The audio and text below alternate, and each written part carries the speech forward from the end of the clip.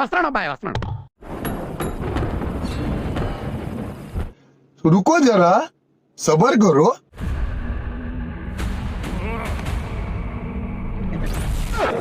ప్రతి సీను ప్రతి shot mind బాగా లోపల. పర్షియన్ సామ్రాజ్యంలో ఏదో తేడాగా ఉందేంటి? సుల్తాన్ వా ఏమి తేజస్సు బిడ్డ. ఎంత పెద్ద సమస్య వచ్చినా ఒక్కడికే చెప్పేవాడు. మైక్ బాగా పగడ్బందీగా ప్లాన్ చేసావు మైక్. మెకానిక్ కి స్పానర్ లో రెంచ్ లో ఎలా వాడాలో తెలుస్తుంది, కానీ గన్లు వాడటం ఎలా తెలుస్తుంది?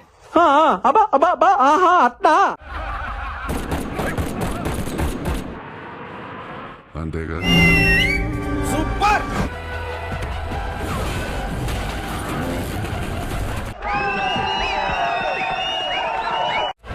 సుల్తాన్ కావాలనుకున్నది ఏదైనా తెచ్చిచ్చేవాడు. నా బీపీ చెక్ చేస్తే 160 180 ఉంటుంది. ఇప్పుడు వద్దనుకున్నది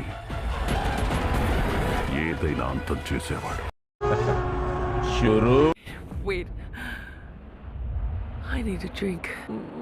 ఉన్న పోతలో ఉంటాం, అడుక్కోవడం తప్ప వేరే లేదు. I hate bangers.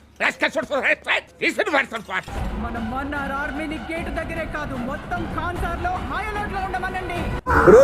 ఇప్పుడు వాయించరా మీరు. సార్లు క్యాల్కులేటర్ పెట్టుకుని ఏమీ లెక్క పెట్టలేదు. తీసావు కదరా. అందుకే లెక్క పెట్టలేని ఒక పిచ్చోడ్ని తీసుకొచ్చాను. నేను తడి బట్ట ఏం చేసుకుంటావో చేసుకో. కాన్సారేరుపెక్కండే నిప్పుతోనైనా వీళ్ళ రక్తంతోనైనా. ఏదో అనుకున్నాను కానండి, అమ్మో మామూలు విషయం కాదు, చాలా గొప్ప. Okay super super. ఇద్దరు ప్రాణ స్నేహితులు బద్ధ శత్రువులుగా మారడం అంటే ఎలా ఉంది సలార్ ట్రైలర్? సాలర్ ట్రైలర్ మాత్రం బీభత్సం సృష్టిస్తుంది. జపాన్ వాళ్ళు అక్కడ ఏవేవో కనిపెడుతుంటే ఈ ఎదవేం కనిపెట్టుకొచ్చాడు చూడు. ప్రభాస్ దెబ్బా శృతి హాసన్ అబ్బా అబ్బా. ఇంకోసారి అన్న ప్రభాస్ దెబ్బా శృతి హాసన్ అబ్బా అబ్బా.